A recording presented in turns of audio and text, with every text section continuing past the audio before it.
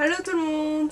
Cette fois-ci j'avais envie de vous parler d'une série que j'ai découverte et que je l'ai binge-watchée en une seule traite. J'ai adoré, ça a été un vrai coup de cœur, une vraie claque aussi. C'est la série Sweet and Vicious de MTV, sortie en novembre. Final vient d'être diffusé il y a quelques jours et sincèrement ça mérite le détour. Alors le pitch d'origine, c'est deux étudiantes dans une université américaine qui vont se transformer un peu en vigilante, c'est-à-dire qu'elles vont combattre le crime, mais dans ce cas-ci le crime c'est le viol dans les établissements universitaires américains. Effectivement, c'est un sujet assez lourd au final parce que on se rend compte au fur et à mesure que l'administration ne prend pas vraiment en considération les accusations des jeunes femmes, qu'à partir du moment où la jeune femme émet la possibilité qu'elle ait été sous influence de l'alcool ou autre chose, et ben c'est limite si elle l'a un peu cherché. Ça traite du coup de ce sujet d'une façon assez légère, mais sans que ce soit faire de l'humour dessus.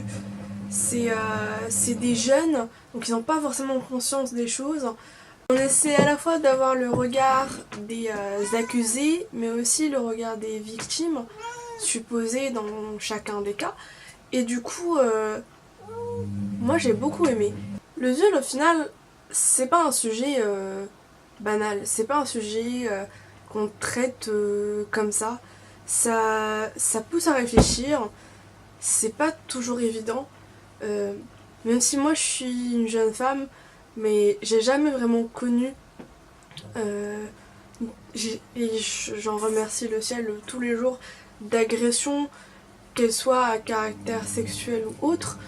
Bien sûr, on s'est toutes retrouvées dans certains moments, dans des situations où on comprend pas bien, mais en tout cas, enfin moi j'ai toujours réussi quand même à gérer les situations et ne jamais me retrouver dans la place d'une victime. Ce qui n'empêche que des personnes qui ont connu l'agression et éventuellement le viol, il y en a beaucoup.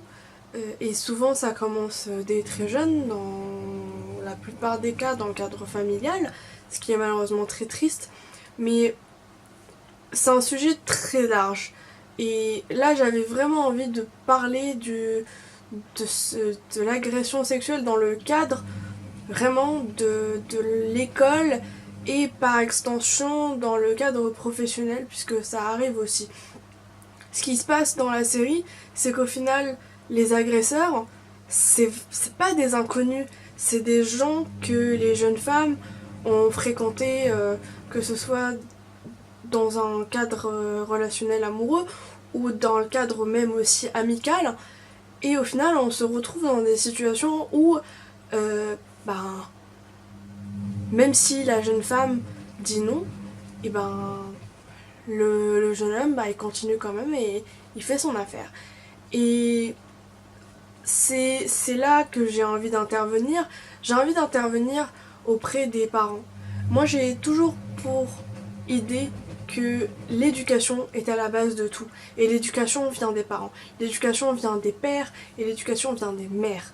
L'éducation vient des deux ensemble. Si on ne donne pas le bon exemple aux enfants, les enfants ils n'auront pas de repères et ne sauront pas quoi faire. On parle souvent aux jeunes femmes en leur disant qu'il faut se couvrir, en leur disant qu'il faut faire attention, mais on ne parle jamais aux jeunes hommes en leur disant qu'il faut respecter les jeunes femmes, que c'est pas parce qu'une jeune femme met une jupe que c'est une invitation, que c'est pas parce que moi j'ai envie de mettre un débardeur que c'est pour toi ou l'autre une invitation à venir soit me faire des commentaires, soit me toucher, soit arriver jusqu'à un degré extrême à m'agresser.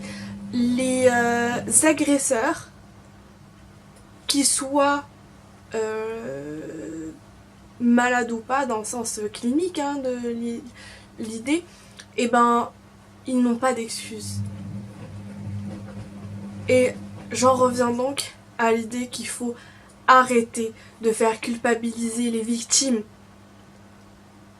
Ce n'est pas de leur faute, ce sont des victimes. Et moi, ce qui m'a choqué dans cette série, enfin, ça m'a choqué, c'est pas quelque chose de nouveau que je viens d'entendre, c'est le fait de mais en fait, tu es sûr, tu es sûr d'avoir dit non, Alors, ce qu'il faut savoir, déjà, non, c'est non. Il n'y a pas à revenir dessus. Ensuite, le manque de consentement dans n'importe quelle situation, sans en arriver à une relation d'ordre physique ou sexuel. Le consentement, s'il n'est pas clairement établi d'une part et d'autre. Et je parle bien de la part de l'homme et de la femme. Les hommes aussi peuvent être agressés. C'est quelque chose qui est moins connu, moins reconnu par la société. Les hommes ont plus peur d'aller le reporter, mais ça existe. L'agression n'est pas aussi que physique. L'agression commence d'abord psychologiquement parlant, en mettant la pression sur la victime, en la mettant dans un coin, en la rendant sensible, vulnérable, seule, en faisant en sorte de la décrédibiliser face aux autres. Donc, pour résumer tout ça, c'était un petit coup de gueule, vous pouvez le prendre comme ça, mais c'est surtout un appel à tous, père, mère, frère, sœurs, cousins, cousines, amis, tous, de garder l'œil. Si vous vous rendez compte qu'un de vos amis ou qu'une de vos amies a un comportement qui n'inspire pas le consentement vis-à-vis de son ou de sa partenaire, faites-le savoir. Sinon, vous n'êtes pas vraiment un ami.